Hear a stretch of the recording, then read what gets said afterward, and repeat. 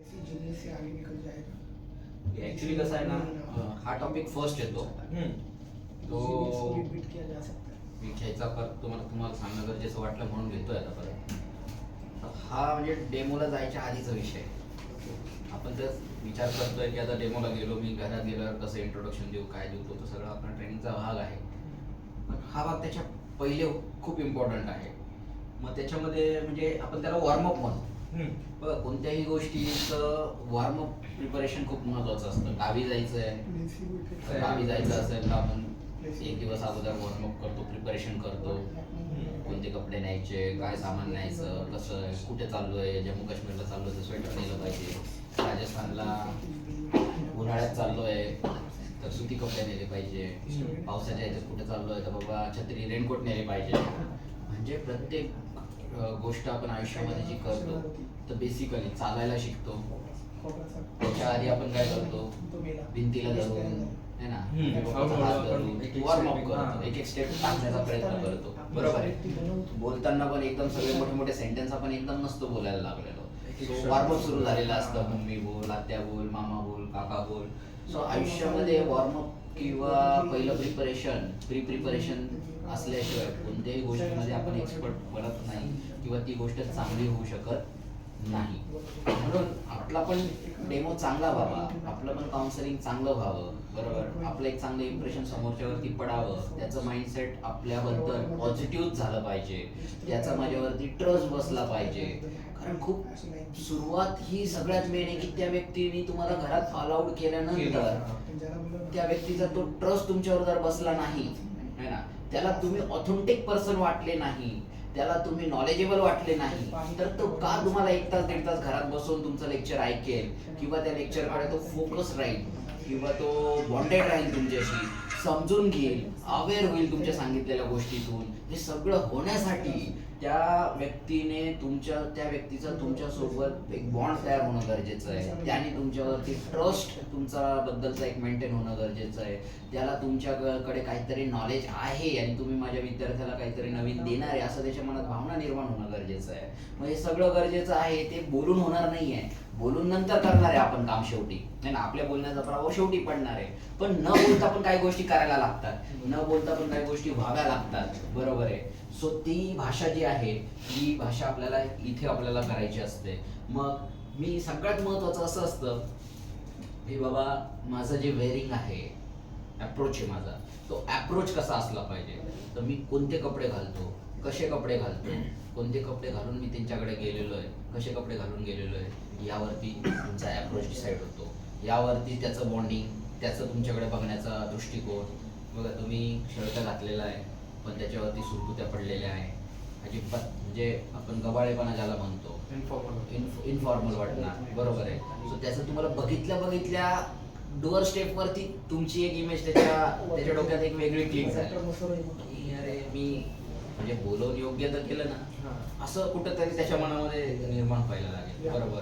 आपले केस असतात, बरोबर, आपली दाढी असते, बरोबर, म्हणजे व्हॉटएव्हर आपलं जे प्रेझेंटेशन आहे, आपला जो स्वतःचा अप्रोच आहे, आपण काय घालतो, आपली पर्सनॅलिटी आपण कशी मेंटेन केलेली आहे. म्हणजे दाढी ठेवा, काय प्रॉब्लेम नाही, तिचे ट्रेंड, पण तिला गुड लुकिंग ठेवा. बरोबर आहे. जर मी शेप मध्ये दाढी ठेवतो तर मला आठवड्यातून 2 दिवस ते मेंटेन केलं पाहिजे. बरोबर आहे. नाही तर ठेवूच नका. बरोबर आहे. जर मेंटेन नसेल करतायत तर ठेवू नका. आणि ती एकदम असं एखाद्या गुंडासारखी जर दिसायला लागली तर तुम्ही काउन्सिलर म्हणून जाणार आहे आणि दाढी गुंडासारखी घेऊन जाणार आहे ना. ठीक आहे. आता मी दाढी वाढवली तर माझी दाढी गुंडासारखी दिसली तरी माझी पर्सनॅलिटी गुंडासारखी नाही आहे समजा.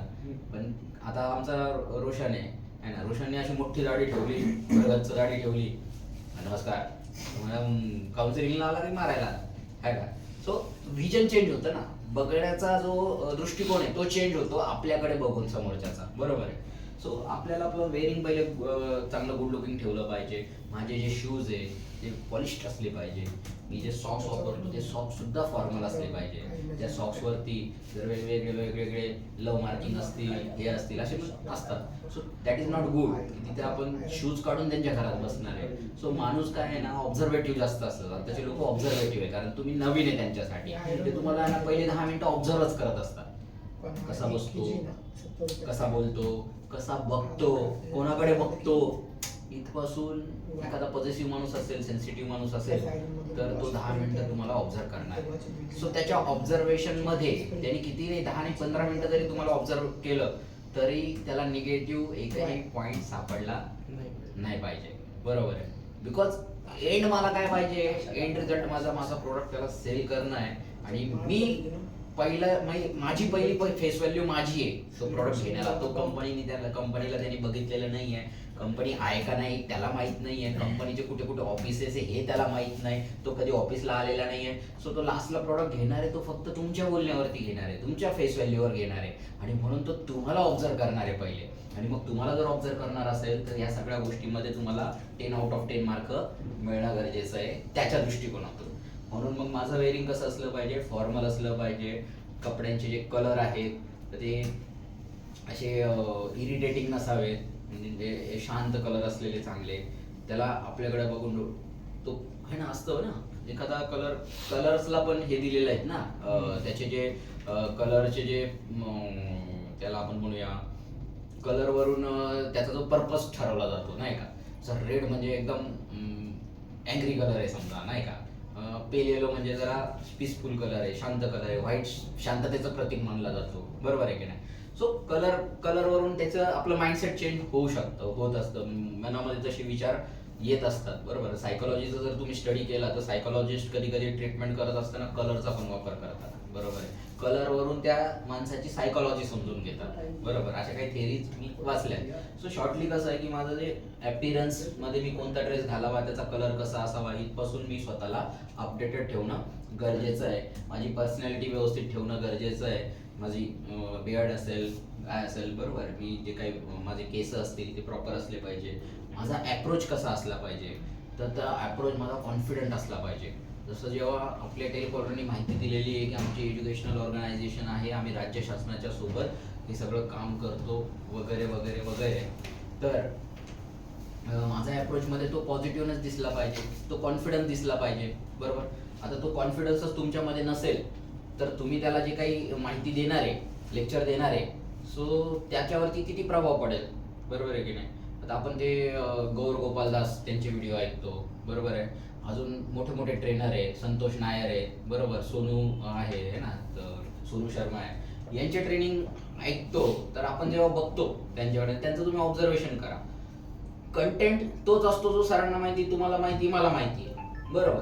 कंटेंट तोच असतो, पण ते ज्या कॉन्फिडन्सनी प्रेझेंट करतात आणि ज्या कॉन्फिडन्सनी आणि ज्या प्रेझेंटेशन त्यांचा वे असतो, एक प्रेझेंटेशनचा एक ॲटिट्यूड असतो त्यांचा प्रेझेंटेशनचा, आणि तो ॲटिट्यूड आणि तो कॉन्फिडन्स आपल्या मनाला भिडतो.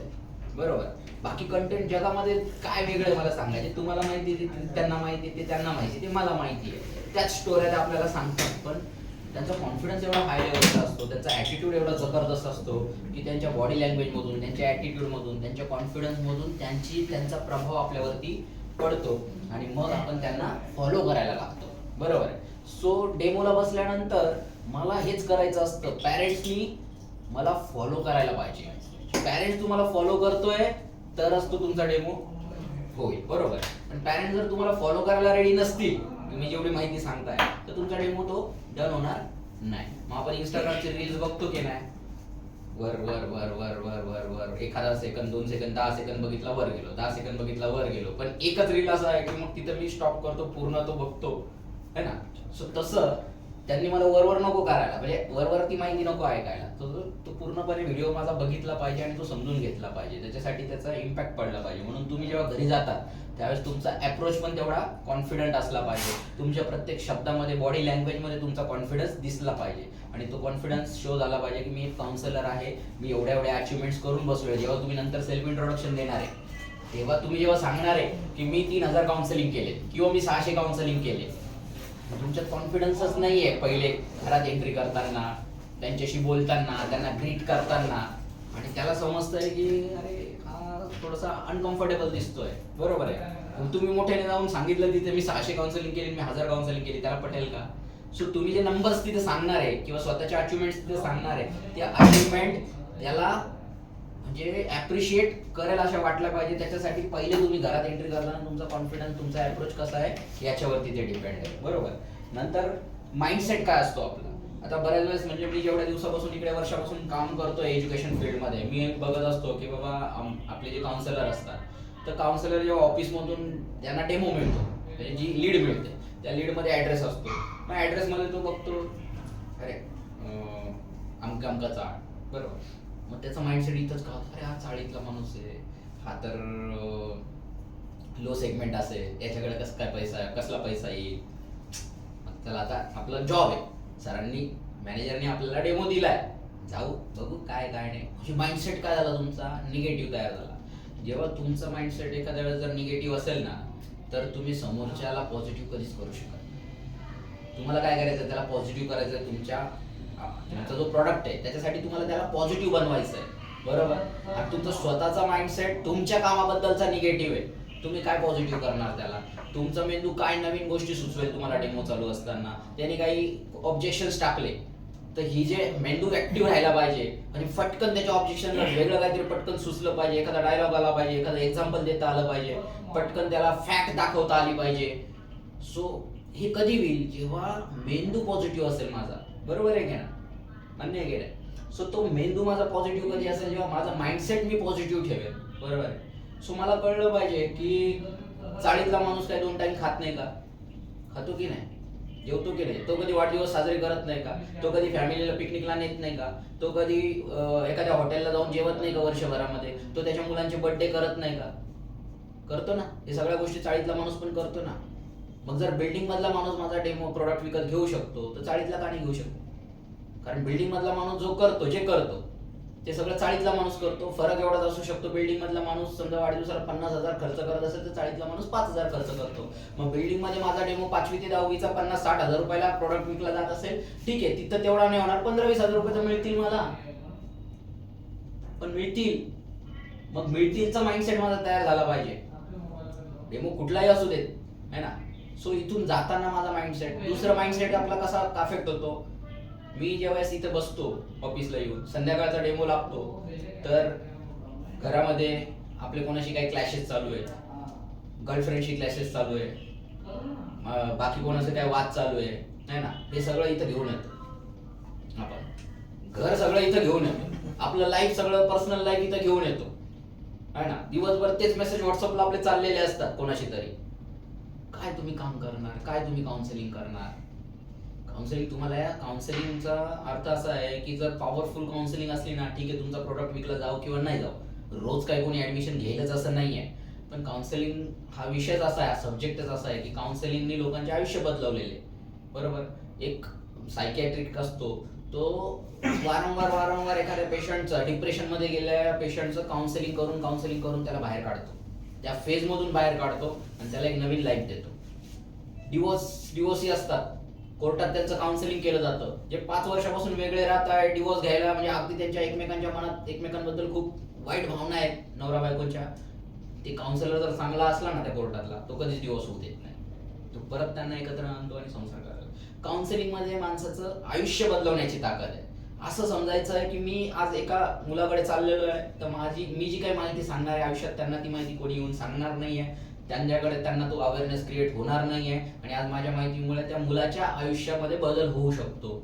आणि मग मला त्या प्रॉपर पॉझिटिव्ह माइंडसेटनी जायचं असेल, आणि मी जर माझी घरातली निगेटिव्हिटी, मित्रांची निगेटिव्हिटी, माझ्या लाईफ मधले सगळं सॅडनेस, सगळ्याच गोष्टी एकत्र करून त्याच्या घरात जाईल, तर मी त्याचं आयुष्य काय चेंज करेन, लक्षात, त्याला काय पॉझिटिव्ह सांगेल मी लाईफ बद्दल आणि त्याच्या एज्युकेशन बद्दल. सो माइंडसेट भरपूर गोष्टीमुळे अफेक्ट होतो. जर मला माझ्या कामामध्ये यश मिळवायचं असेल, बरोबर आहे, तर मला माझा माइंडसेट हा ऑलवेज पॉझिटिव्ह ठेवावा लागेल. घर हे घरात ठेवावं लागेल, माझं फॅमिली पर्सनल लाईफ हे पर्सनल ठिकाणी ठेवावं लागेल, आणि ऑफिसमध्ये आल्यानंतर माझ्या डोक्यामध्ये कामाचा, माझ्या काउन्सिलिंगचा, माझ्या प्रोडक्टचा आणि माझ्या ऑफिसचा एवढाच विषय माझ्या डोक्यामध्ये फिरला पाहिजे. मी जग विसरलेलो पाहिजे. मी जर 11:30-11ला इथे येऊन बसलो, तर संध्याकाळी त्या डेमोतून उठून घरी जाईपर्यंत मला आई नाही आठवली पाहिजे, मला बायको नाही आठवली पाहिजे, मला गर्लफ्रेंड नाही आठवली पाहिजे.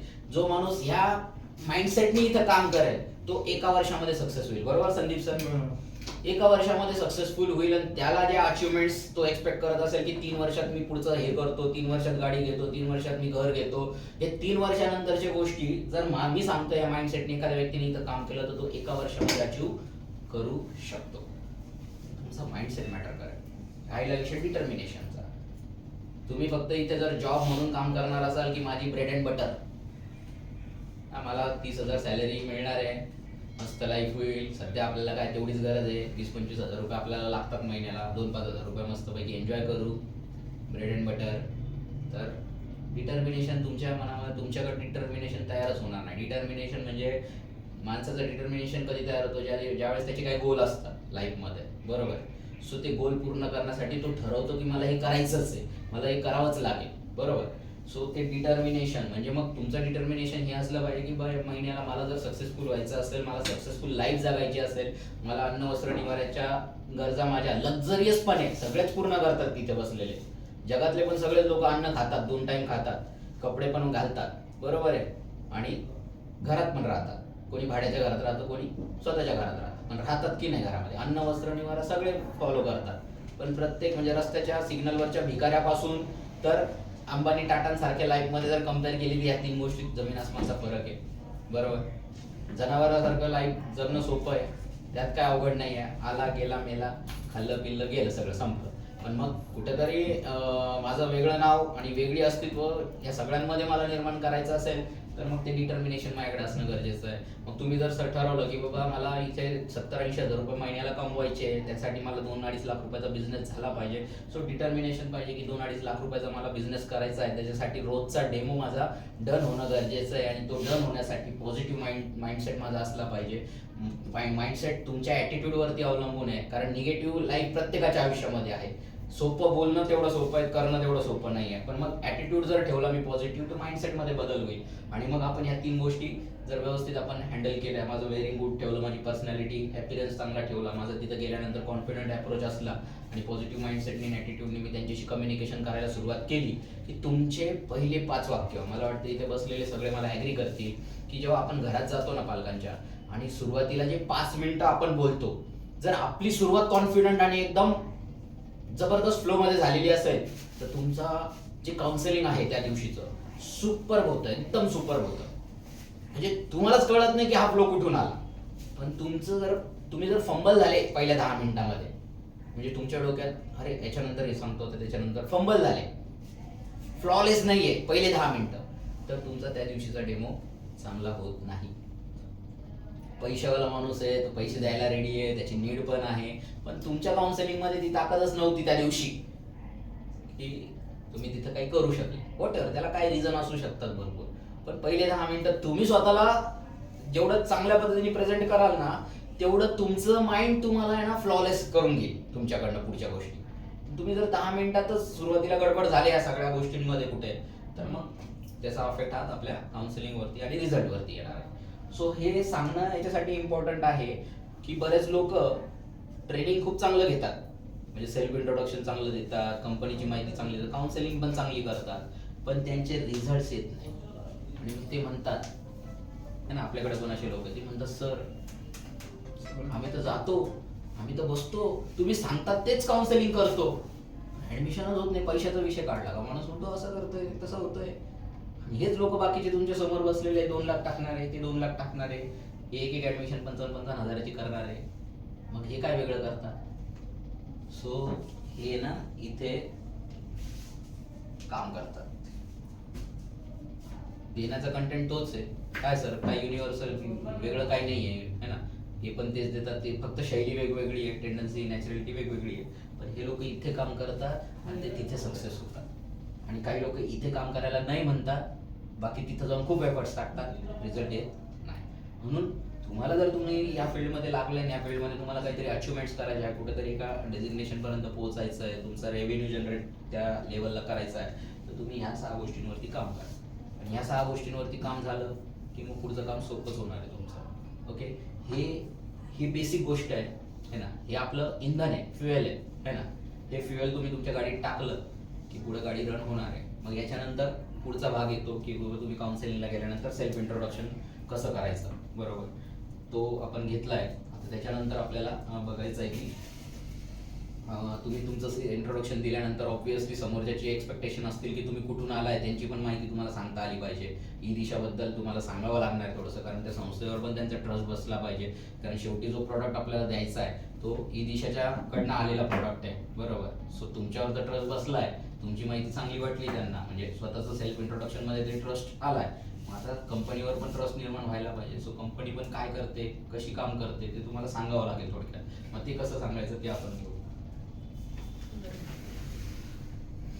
वरचं